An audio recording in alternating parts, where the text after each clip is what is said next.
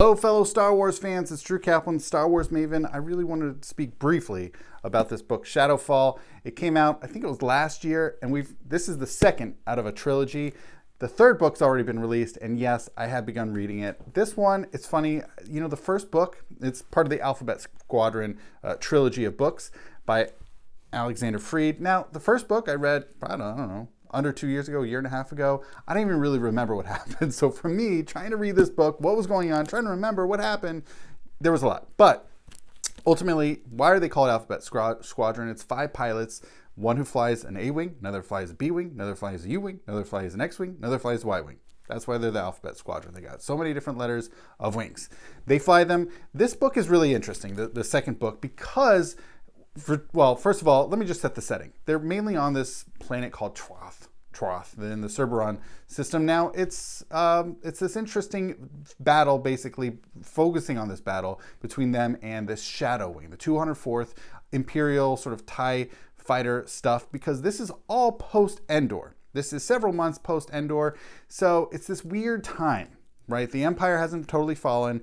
They're still sort of in the game. They're still a threat. And the rebels are now really not even so much rebels. They're already New Republic. They really consider themselves a New Republic. So they're a little bit different. They feel different, certainly post-Endor. And this is where this book is. Although, I do have to say, one of the fascinating pieces, to its credit, is the first book was kind of this success, like this group, this ragtag group of pilots as they come together in the Alphabet Squadron. This book, however, Shadowfall, as you can suspect, it's sort of dark and falling is bad.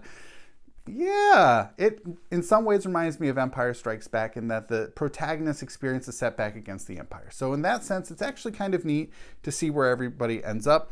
And there's some, there's some insights here and there. Look, I'm just going to come out and tell you this. Unless you are like a really hardcore, dedicated Star Wars fan, and certainly someone who wants to read all the books, great, go ahead, read this book. Especially if you like the flying stuff. For casual Star Wars fans, I'm not going to recommend this.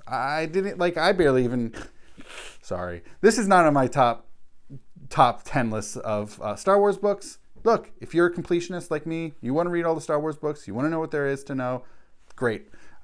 Go for it. But otherwise, not really even necessary. I will say, one of the neat things is that Harrison Dula pops up. She popped up a little bit in Alphabet Squadron, and once again, she's in this book, but really more of a peripheral character than necessarily a main character. So that's my spiel on this. I don't know. I started reading the third book, and we'll see where that takes me. All right. Thank you so much for watching, and may the Force be with you.